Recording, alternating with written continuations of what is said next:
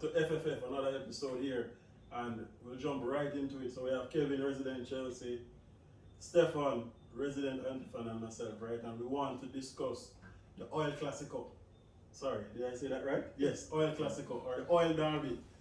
Man City, formerly the richest club in the Premier League.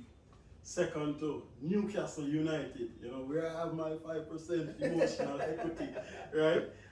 And what an interesting match it was. 3-3, Stefan, I'll allow you to jump in first. Yeah, very interesting, very interesting. It was interesting for a number of reasons. The main interest for me was when Newcastle went up 3-1, I immediately said, there's no way they're winning this game. Man City are going to come back and win it, and they did that. And it shows the class of Man City because they're, in all honesty, I didn't really have much hope for Newcastle to go out there and challenge them and actually go for the game, try and exploit spaces, attack. I thought they'd go there, sit back, and hope for the best.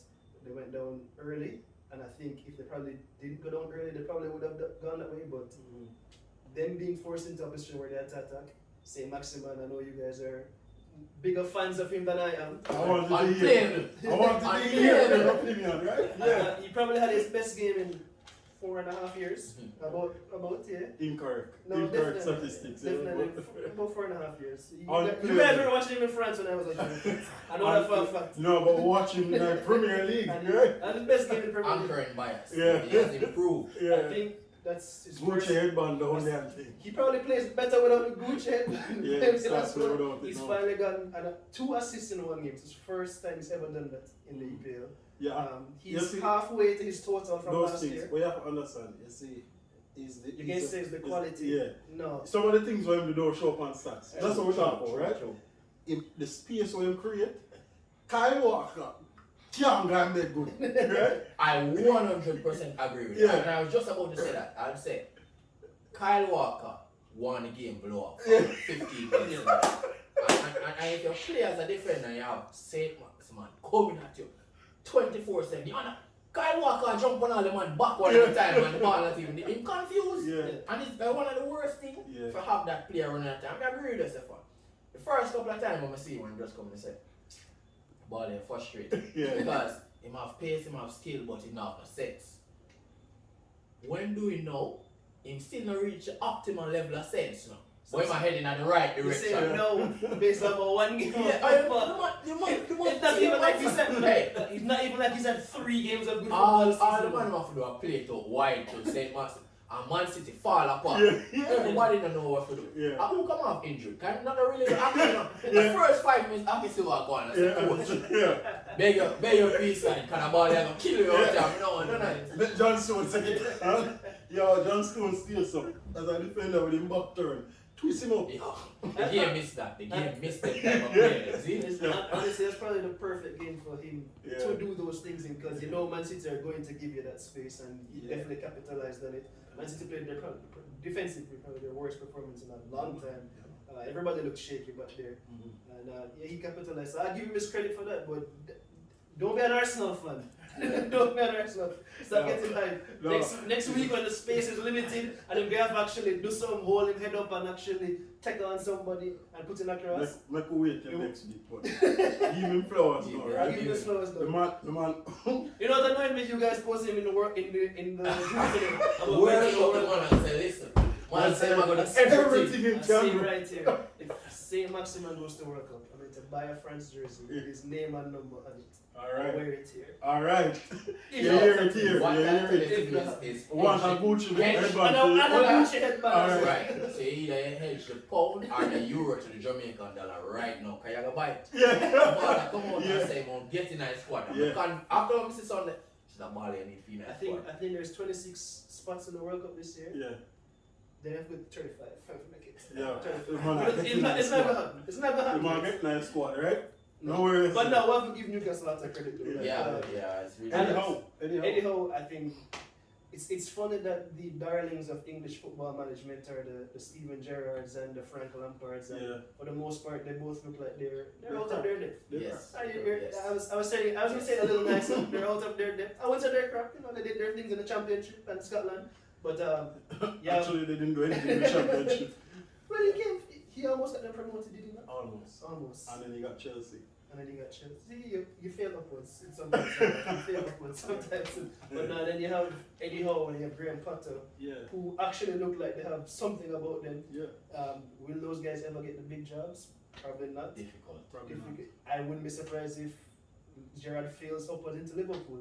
Yeah. Eventually. But, Lampard is in peak already, unfortunately for him. wow. I think he did it wrong. And I remember telling Lane that Lampard should never take the Chelsea job. If you're looking at himself, he know never good enough. Yeah. But it's hard to refuse your dream job. Yeah. But he's not good enough. Yeah, right? But you're right, anyhow. I thought Newcastle would have been more aggressive in the window. I also thought they would have gotten Eddie Howe out. Like I say, yo, get you over the don't and they've done the complete opposite. They've been conservative in the window and they've extended this contract. Yeah. And what they're doing is they have a team now where it look like them plan to do this thing gradually. Yeah. And they don't want to be a QPR. Buy a bag of done player on a work. And so Newcastle look like them have a plan that. I was surprised at how they went at City. Yeah. Definitely. So when you see a player like Saint Maximin, you know, say them will keep him and put quality around. Yeah. That's what's gonna happen. You have a million You have to build around it. It's not gonna happen. You have to build around it. You have a million around You have to say, alright, we're gonna build around If it. he keeps buying the toys for the kids and the locals love him, then maybe. And the Rolex for the fans, you know? Yeah. It's an exciting player. But you know, we shouldn't be surprised by their approaches, because I don't know if you know, but the guy who runs them behind the scenes is Brighton's former director of football. So they have hired sensibly on and off of the field. Yeah. And they seem to actually, as you said, the gradual. And them scouting a little bit better in terms of how them approach The Brighton players. guy is good. Yeah, the Brighton guy is quality. He's good. But what I say about the match though, I was watching it, and there's one thing that kind of stood out to me when I was watching it. I was like, Kevin De Bruyne is world class. Like, you can say Kevin De Bruyne lose a couple steps, but it's like him get smarter. Just his use of space and how he manipulate the ball. He's so effective. The man don't really have the pace when he used to have, but just how him getting out of space and him just need one touch. You see the true ball when the man play, a long time when I see a no look pass like that. Yeah.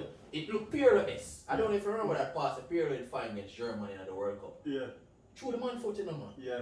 So much so that the keeper come off and stop. Yeah. Bernardo Silva could have control and turn. That is what you need in a team like City. And Haaland will score a bag of goal. Once Phil Foden learn to hold up his head, that's one. And as long as KDB stays fit.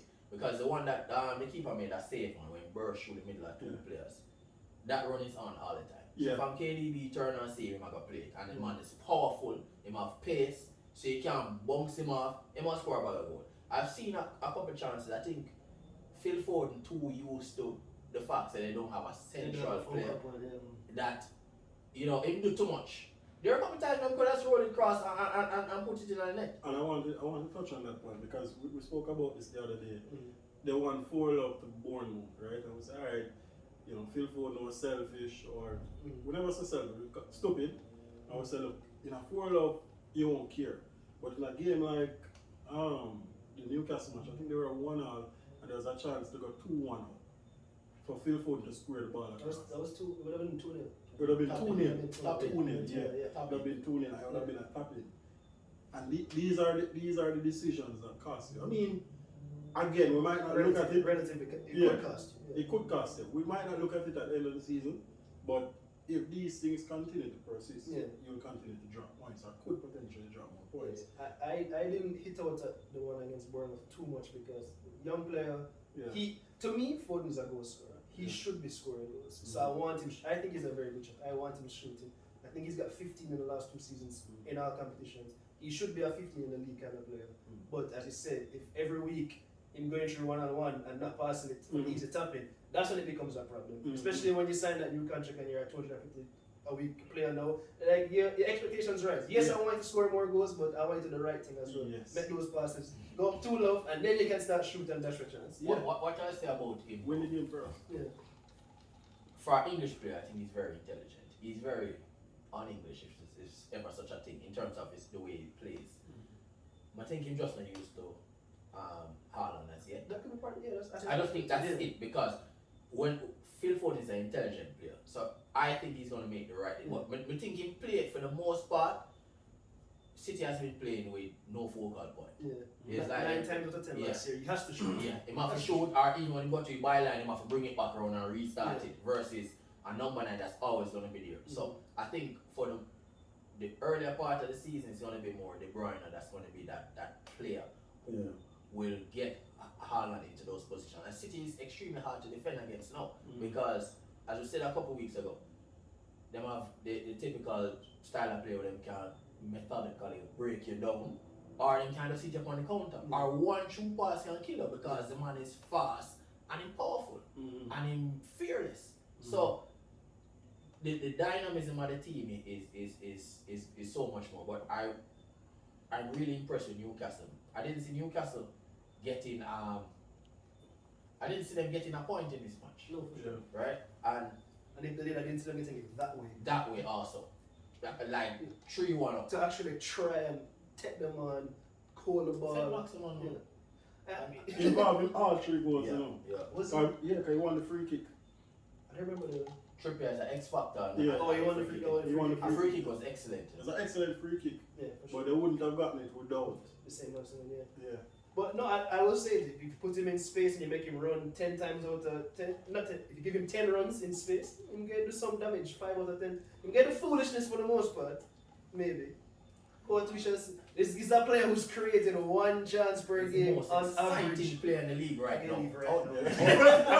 Outside Outside of Zaha. Oh, that's what I said. Outside of Zaha. When they give this same maximum, I would.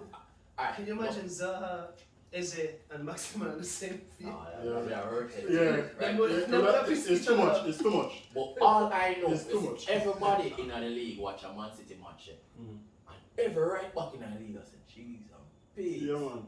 A ball I have to face next week. Yeah. It's a trouble. You know, remind me a little bit. Remember when Adama Traore did have that season? Yes. Where The baby oil was working. yeah, man, when the man oil up, when the man baby oil up and say, alright. I remember when the man, the first time I see man I run at Luke Shaw, I said, I know Luke Shaw not good enough, but Jesus Christ, the man I beat him every time. You see, I love that you compare him to Adama Traore because I know what you're going to say, yeah. Adama Traore is such a unique talent that when it worked, it worked. How often has it worked? He make it in a Spain side, though, you know. No, it's the thing. It's completely different thing. International football, I would always pick Adama Traore. Just start search for your Gucci. Hold on. I think me see I try with the connection, but Adama Traore is just a player with raw pace and strength. Is an unlike him can lick you down, right? Yeah. But that's all him have. Yeah. Him get to the byline all the time because he can't stop it. Yeah. He can't hold him, he can't drag it. Saint Max, man, have skill. Yeah. It's a ball that will stop it and looking at your face and say, me I go I know, mash you. man.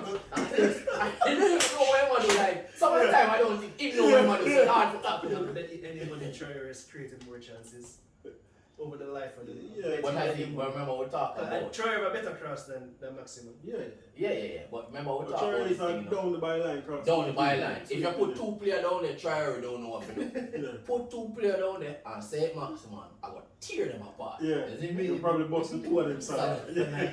I'm like, man, I cuss each other and say, you should have go. You know? So I think if Eddie O can. Don't forget that point about the money must cost each other. Yeah? Because we're going to get there. Please, we need to get there. But I think if Eddie O uses him correctly, right? I don't think Callum Wilson is the player that will take them forward. No. They really should be looking in the window. It's a player I mean, They've tried to get forward. I think they bought somebody, João Pedro from Watford. Okay. I don't think it's completed, but they're trying to get him. They're trying to get that young French guy that went to PSG, Kike. Yeah. They tried to Have been a focal point for them. So I think they're making smart inroads. But Kike would have been a good signing for them. yeah, So what would you think? Too far from a Conference League finish? what's Conference League? 7th. 7th? 7th. Well, I always said the English Premier League is not as competitive as people want to make it out to be. So I wouldn't be surprised if that was 7th. Who was 7th last year? West Ham, and they're now bottom of the league. Let's see how Arsenal 6th. transfer league finish, right? Transfer window finish. It's tricky, you know, because look, you have Brighton. You can't count them out. Liverpool. Manchester United. At this stage, you Chelsea. have to consider them. You have to consider, no, we have 4 points. That's a far now, see? You have to consider Liverpool at this stage. They're in the pickings, right? At this stage, when Newcastle look over them shoulder on Liverpool, right? Not just Bright. But no, I definitely think they have it in them to be a 7th, 8th team. And that should be their aim. That should be their aim. Yeah. I mean, they've spent a considerable amount of money since January. They've brought in Trippier, Dan Burn, so they have a solid defense. They've brought in Nick Pope now, so that's improvements in the goalkeeper. Bruno. Bruno might actually get into the conversation as best outside of the top 6 as well. He's quality. He's quality. They have some interesting players. If Arsenal want him, you know. So let's say, I don't really think they ever really did. Well, Newcastle put it out there. Well, according to Bruno, they never did, so I don't think it was ever as close as people wanted to see. But no, I wouldn't be surprised if next year he's not at Newcastle. Yeah, but it depends on what Newcastle plan is, next year, because I expect them to keep adding pieces. Yeah. But I feel like there has to be progression. So you're out of Europe this year, so you have the squad now for focus on, going high up the league, but you need to have 5 of those European positions to start attract some other players. So. Yeah, Definitely. And they should get Zaha next year, free transfer. if they can get him, you can give them a solid 2 years. Yeah. And he's a very direct player. It's interesting though, right? So Aston Villa, there's a lot being said about Aston Villa. We know that they spent a lot of money. You compare them to Newcastle now. I think it's just better coaching. It's just a far better coach relative to the pieces of the puzzle. You kind of know what he's doing with the pieces, and probably the infrastructure knows a lot more than, as I said, they bring in the Brighton. Director of football, and they're saying, okay, look, this is the style that they're playing. This is how we want to do it. Aston Villa, it seems random. We see them link with Ishmael Sarr, and you're saying. Aston Villa and Everton are the same side. They have 2 average managers who, behind the scenes, have average boardroom members, whatever you want to call it. Yeah. And you're trying to say, all right, Ishmael Sarr is not a bad player, but why do you need it? Especially when it seems very obvious that Jared doesn't want to use wingers. Poor Leon Bailey over there suffering. Yeah. So, that's an interesting one. Anyway, I mean, we strayed a little there, but let us know, what were your thoughts on the Oil Derby? Interesting game, based on what we saw. Very interesting game. Kevin De Bruyne is still class, still world class. Best in the league. Best in the league at dribbling, passing, shooting. We still have it over everybody, undoubtedly. Newcastle came out and played, right? It wasn't Steve Bruce, it was Eddie Howe. Yeah. They came out and played. And the football looks very interesting. Steve Bruce, Sam Allardyce, Graham Souness, they've had a Pardew, all of those. Pardew was involved in one of the most legendary comebacks. They've been suffering. Yeah. It just kind of show you what a good manager will do to your side and look at what good infrastructure is doing here. And so let's see. Do you think they'll finish in a European spot? X Factor. Right? X Factor in the team. Oh yeah, man, we know that, man. PFA Player of the Year. Let's see. What do you think about Alan St. Maximin? Will I be wearing a Gucci headband? Get Steph on the Gucci headband, right? Get it from now, right? Anyway, guys, like, share, subscribe.